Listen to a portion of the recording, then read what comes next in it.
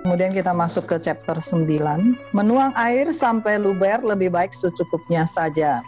Ini adalah menjelaskan tentang bahwa orang hidup di dunia ini selalu ingin berlebihan. Sudah kaya ingin lebih kaya, kalau sudah kaya ingin jabatan yang lebih tinggi. Selalu ingin sesuatu yang berlebihan. Padahal kalau sesuatu yang berlebihan belum tentu tidak mendatangkan bahaya. Kita bilang di dunia ini punya materi yang banyak, pasti akan menjamin kita dalam kebahagiaan itu belum tentu. Karena segala sesuatu yang berlebih itu justru akan mendatangkan kesulitan. Karena godaan duniawi ini saat sekarang ini luar biasa sekali.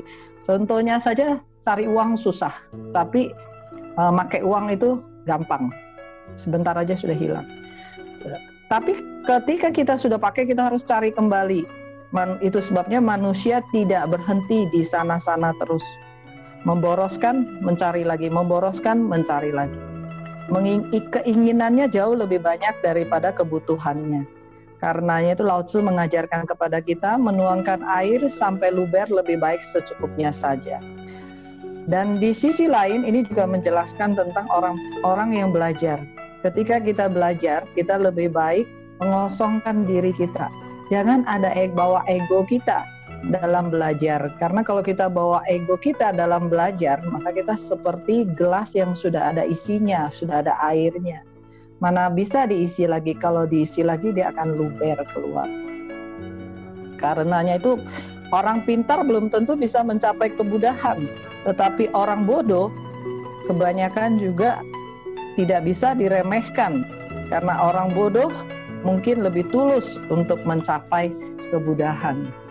Karena kalau bodoh bisa belajar, kalau pintar belum tentu mau belajar. Kemudian mengasah pisau sampai tajam, tidak bertahan ketajamannya. Manusia di dunia ini punya sifat yang suka membanding-bandingkan. Apalagi zaman sekarang ya, wanita lebih powerful daripada pria. Kebanyakan istri-istri sekarang ini kalau tidak siu tahu maka cenderung gampang meremehkan dan mempermalukan suaminya sendiri.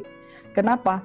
Karena merasa diri sendiri lebih pintar, lebih hebat, lebih bisa, atau mungkin pendapatannya lebih besar daripada suaminya. Tapi dia tidak menyadari ketika dia mempermalukan suaminya, maka sebenarnya dia sudah merusak seluruh keluarganya. Demikian juga kaum pria, kaum bapak-bapak yang terlalu arogan, terlalu mau menang sendiri, terlalu menekan. Ya, itu sebenarnya juga adalah kondisi yang tidak baik. Dalam satu kehidupan rumah tangga, yang penting adalah kerukunan. Kalau ada kerukunan, kalau ada keharmonisan, baru bisa mendatangkan rezeki yang berlimpah. Karenanya itu dikatakan mengasah pisau sampai tajam tidak akan bertahan lama. Maksudnya kesombongan yang kita pamerkan, arogansi yang kita pamerkan, hanya akan sangat mudah sekali mengalami kegagalan, yaitu tidak bertahan ketajamannya. Juga orang yang merasa dirinya sudah pintar, orang yang merasa dirinya sudah hebat, sudah punya kapasitas, kemudian menggurui orang lain, tetapi dia lupa untuk mempraktekkannya sampai benar-benar dia mengerti hakikat yang sejatinya. Orang yang demikian juga mudah dipatahkan.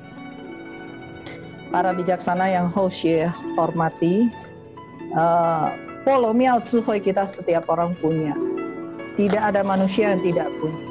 Hanya saja kita punya keyakinan nggak yang mumpuni untuk membangkitkan kekuatan ini. Kemudian emas permata memenuhi ruangan, sulit menjaga keamanannya. Ini ada satu cerita ya. Dulu waktu Hoshi kerja di Mangga Besar, Hoshi adalah kerja sekretarisnya bos, dan pada waktu itu bos ya cukup kaya ya, cukup sukses, bosnya cukup sukses. Tetapi suatu hari bosnya ini kena penyakit yang nggak kehilangan selera makan. Jadi beliau makan dari kapsul obat-obatan.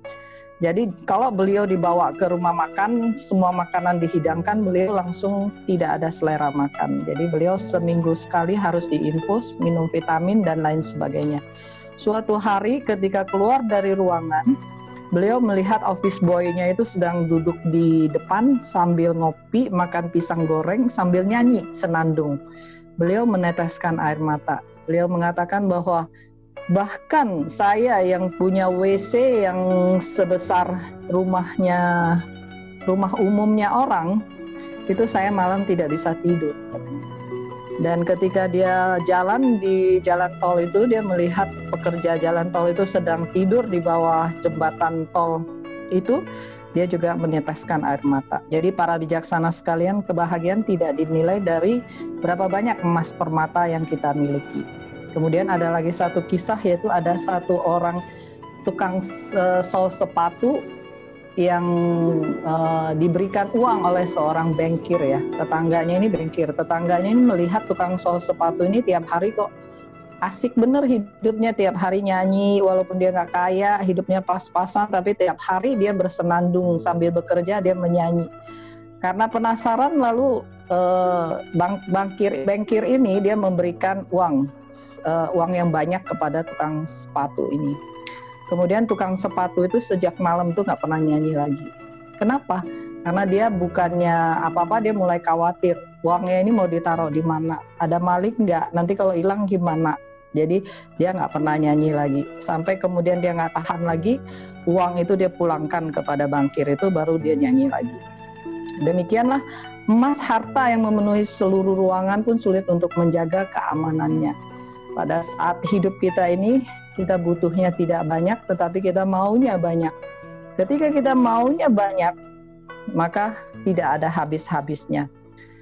Harta yang berapa banyak pun tidak ada yang bisa kita bawa mati. Kira-kira 2 bulan yang lalu ada satu orang teman Hoshe berumur 83 tahun. Meninggal COVID, dan ketika meninggal nggak ada yang tahu karena anaknya, satu-satunya anak dia ada di Kanada, dan dia tinggal sendirian. Gangguannya OCD, yang dimana dia nggak bisa dirawat oleh orang lain. Kalau dia misalnya pembantunya ngepel aja, dia mesti ngepel kembali, dan itu namanya gangguan OCD. Dan ketika dia meninggal pun nggak ada yang tahu, sudah berhari-hari. Sampai yang mengantarkan makanan mengetok pintu baru tahu, pintu didobrak dan di dalamnya ditemukan berkaleng-kaleng punya itu emas permata. Tetapi anaknya juga nggak bisa pulang ambil, dia juga hanya diurus oleh negara. Para bijaksana yang Hoshe hormatin. Begitulah kehidupan ini. Walaupun kita punya berapa banyak, walaupun kita mati-matian, tetapi sesungguhnya secukupnya saja itu sudah bagus. Berlebihan itu belum tentu bagus. Berlebihan, keinginan pun jadi berlebihan, godaan pun semakin berlebihan.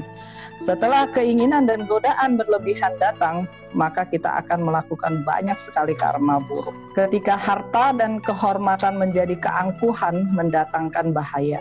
Maksudnya adalah di sini. Ketika kita memiliki harta, kita pasti memiliki kehormatan. Akan datang kesombongan. Kalau dulu Hoshe pernah dengar satu Chenchen mengatakan burung merak itu dia bisa, kalau kita dekati dia bisa mengembangkan bulunya yang begitu indah. Itu karena kehidupan lalunya itu bisa lahir jadi burung merak itu karena kehidupan lalunya sangat sombong. Manusia kalau udah punya harta dan punya kehormatan, dia akan ke bawah lingkungan, dia akan merendahkan orang lain. Tetapi dia lupa bahwa kita hidup di dunia yang sama. Ketika kita hidup berlebihan, sementara orang lain kekurangan, maka kita mendatangkan bahaya. Kecuali kalau kita punya harta, punya kehormatan, kita siu tahu, itu lain cerita. Kalau tidak bisa demikian, maka sebenarnya kita mendatangkan bahaya bagi diri kita ataupun keluarga kita. Di dunia ini, orang kaya lebih serakah atau orang miskin? Para bijaksana sekalian, mari kita menelaah. Orang miskin bisa serakah, tapi berapa banyak? Paling dia mikirnya, besok-besok kalau gaji saya bisa naik jadi 10 juta, saya sudah senang. Tapi orang kaya yang kalau 1 bulan bisa dapat 100 juta, maka dia belum tentu senang kalau dapat berlipat 100 juta lagi. Karenanya itu harta dan kekayaan dan kehormatan itu kalau dikejar itu tidak ada habisnya. Itu seperti seperti dibilang pasir hisap gitu. Semakin kita lari ke sana, dia akan semakin dalam menghisap kita. Jadi semakin akan menyebabkan penderitaan dan mencelakakan diri kita sendiri. Mari kita renungkan lagi para bijaksana sekalian, dari dulu sampai sekarang berapa banyak orang terhormat, orang kaya yang sampai pada saat sekarang ini masih dihormati karena kekayaannya, karena posisinya. Mungkin kalau kita cari-cari lagi tidak ada. Yang ada adalah orang-orang yang kemudian walaupun dia kaya, walaupun dia terhormat, tetapi karena melakukan hal yang tidak baik sampai sekarang dibenci. Contohnya adalah dari masa Samkok itu ada Raja Cao Cao ya namanya ya. Itu sampai sekarang orang menggoreng cakwe itu adalah untuk cakwe itu diumpamakan seperti dia dan istrinya itu digoreng. Artinya orang sampai sekarang mengingat kejahatan yang mereka lakukan. Kemudian orang suci berkarya dan berjasa, memahami menarik diri dari ketenaran kembali kepada hakikat kewajaran. Orang suci adalah roh suci kita. Roh suci kita adalah memiliki keluhuran yang luar biasa sekali. Walaupun di dunia ini sudah berkarya, walaupun berjasa, itu tidak akan menuntut apa-apa. Lao Tien dan sering mengajarkan kepada kita, Tui Kong Lan Kuo. Justru kalau ada salah, kita yang salah, kita akan introspeksi diri. Kalau ada jasa, biar orang lain yang dipuji. Kenapa? Memberikan kepada orang lain kesempatan supaya lebih semangat lagi dalam berbuat baik. Tetapi kalau ada salah, biar kita yang menanggung kesalahan ini. Supaya apa?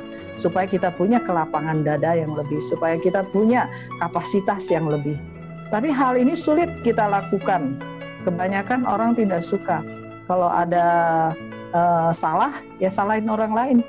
Kalau ada pujian, ya puji kepada dirinya sendiri. Tapi hal yang demikian itu tidak menambah kapasitas diri kita.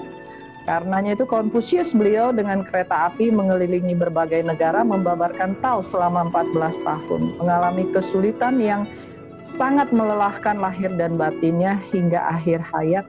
Beliau tidak berhenti mengikuti Tao.